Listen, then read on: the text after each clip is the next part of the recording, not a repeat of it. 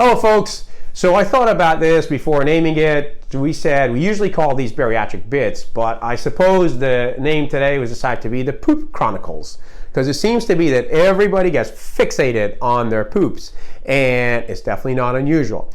So the commonest thing we hear is, I'm constipated.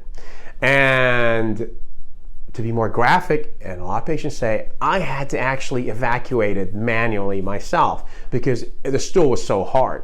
So what do you do? And is that common? Am I the only one?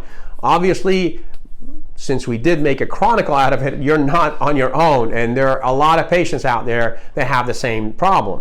One of the things that happens specifically after sleeve, less than bypass and the duodenal switch. If you've had the sleeve, because you're not able to do a few things. Number one, believe it or not, protein shakes make you constipated. And they also give you gas pain. So even if you have not had any surgery, you will feel that they are bloating you, and it's more difficult to have regular bowel movements.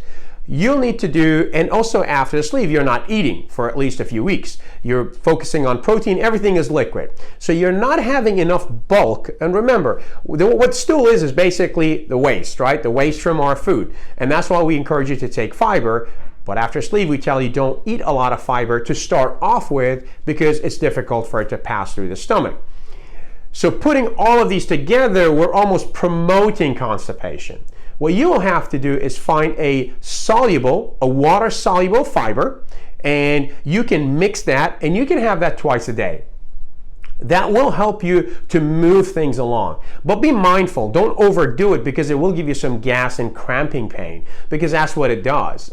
So initially, it is normal. Some of the other things that you can try to do is there are some chewable laxatives that you can try those as well. But ultimately, as you pass through that initial phase, you will have regular bowel movements.